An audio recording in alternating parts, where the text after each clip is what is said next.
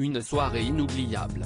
4 ans après la dernière édition au Japon, la Coupe du monde de rugby s'est ouverte à Paris ce vendredi soir, dans une ambiance folle. Survoltés, les 80 000 spectateurs du Stade de France ont mis le feu avant le match, très alléchant qui a ouvert la compétition entre la France et la Nouvelle-Zélande. Il faut dire que la cérémonie d'ouverture avec notamment Jean Dujardin juste avant, avait réservé son lot de surprises. Depuis 4 ans, il n'attendait que ça.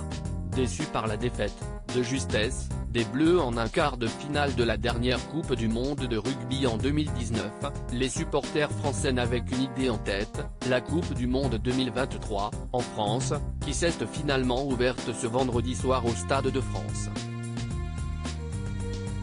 Et de quelle manière?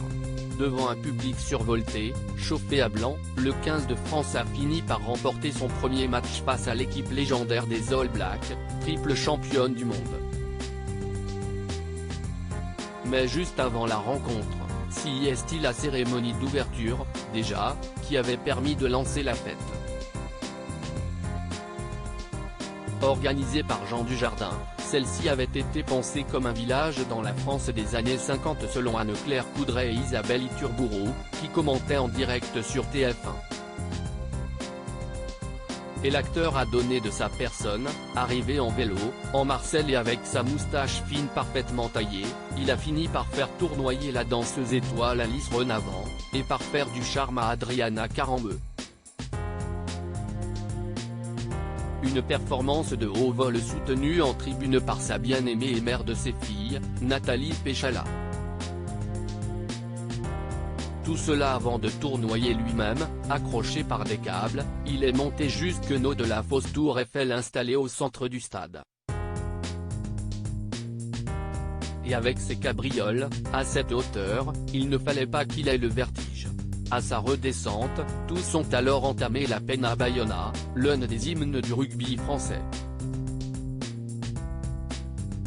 Et il n'y avait pas que Jean Dujardin qui semblait être au comble du bonheur parmi tous les acteurs de la cérémonie d'ouverture, Vianney, avec sa guitare et lui aussi habillé comme dans les années 50, s'est complètement lâché, tout comme Zaz ou bien Philippe Lachaud, qui avait endossé le rôle d'un gendarme.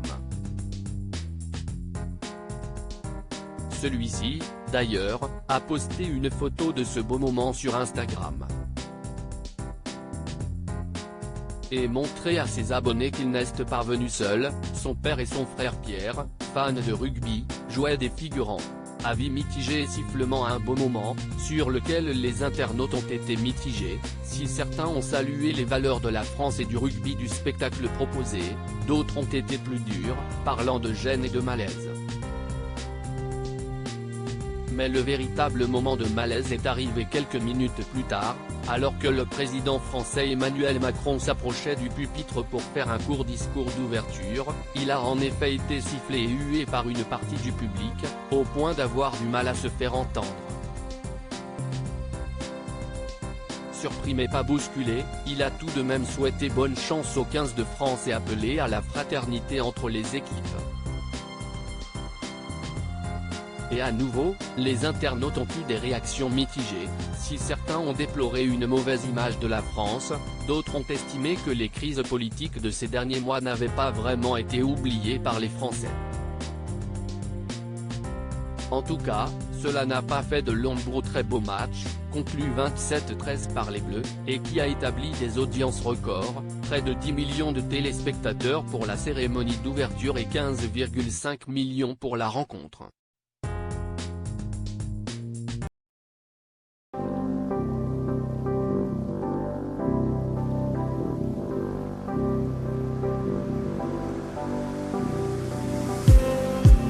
Just